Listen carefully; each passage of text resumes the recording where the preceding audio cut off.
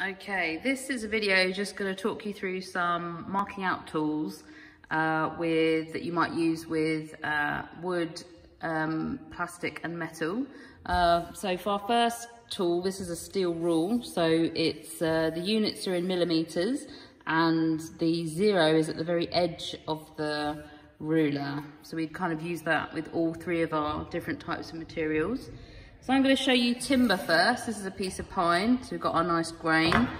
If I wanted to draw a line across the grain, I would use my tri-square, and I could use my marking knife to cut across the grain. So you are cutting the fibres of the wood to get a nice cut when you saw or use a chisel. If I was going to mark out a straight line with the grain, I could use a pencil. So that's timber. So with metal, so I might want to use, this is engineer's blue that's been painted on the surface. So then I can use a scribe and an engineer's square to mark out where I might want to cut this in half. So you'd line up your engineer's square and you'd scribe a line in where you'd like to cut it. So if you just hold this up closer, you can see where it's been, you can see the engineer's blue and you can see where the scribe has made a mark. Okay, so that's engineer's blue and metal. If I wanted to mark sheet metal, maybe want to mark a parallel line down here, I'd use this tool, which is called an odd leg. So if you can see the legs here, it's got a little hook. So I could hook my odd leg caliper on the edge and then scribe a line down the edge of my sheet metal. This can be adjusted to what size you like, but this is an odd leg caliper. Then if I have a rod of metal, I might want to measure the diameter, in which case I'd use my outside calipers.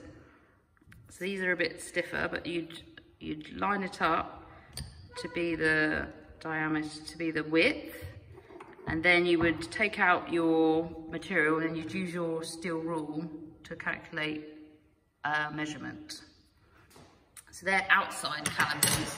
And there's also something called inside calipers. So if I have my rectangular tube, again, I can adjust these. So I might want to find out the inside measurement. So I just adjust it, put them inside, and you can see these kind of kick out. And then I would then line it up against my steel rule. And then something else that looks very similar is a pair of dividers. So again, if I want to mark out a circle on my metal, I might, again, these are adjustable at the top. So you'd mark out a center point and then you would scribe these onto the surface of your metal. What would help in the center of using the dividers is using a center punch. This is a center punch that you might use if you're drilling out metal. So you would mark the center of your circle, hammer it once, and then you've got a nice divot for your dividers to kind of sit in and locate to. As a note, the center punch and the scribe do have a slight difference in the tip of the tool, so that's just something to be aware of. Right, and then for acrylic,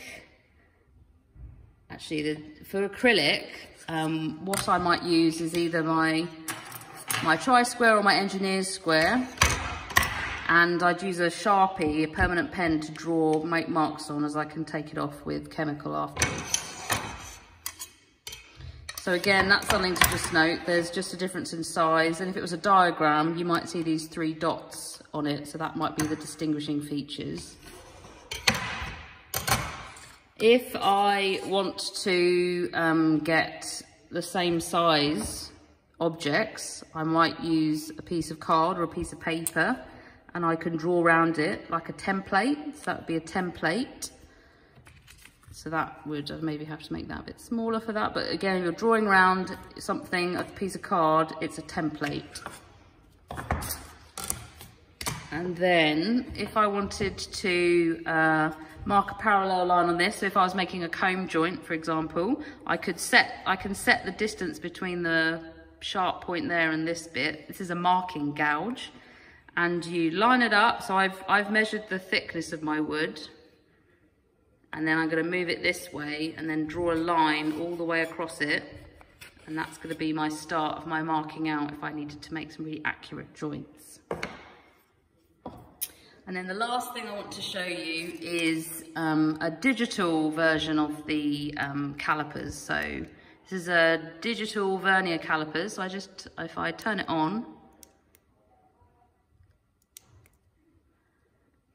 I zero it. It's the same thing, but it's just slightly easier to use. So if I want to find out the diameter of this, it gives it, there's the digital calculation of the diameter.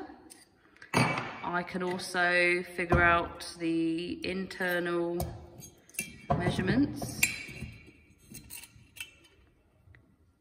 It's just a lot more accurate and a lot easier to use than the hand tools.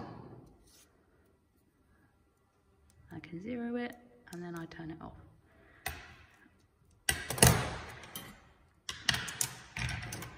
So there is, oh, and lastly, I've got this. This is called a center finder. So if it's got a space where you put your material, so you can draw a line there, and then you can turn it around, and it gives you, and it will mark out your center for you. This is a center finder. You can also use it on circular bits of material. So again, you put it in, you draw a line, and you'd move it round, and that, where they all cross, is the center of your piece of material. Okay, so that was a short video just about all the different marking out tools we've got.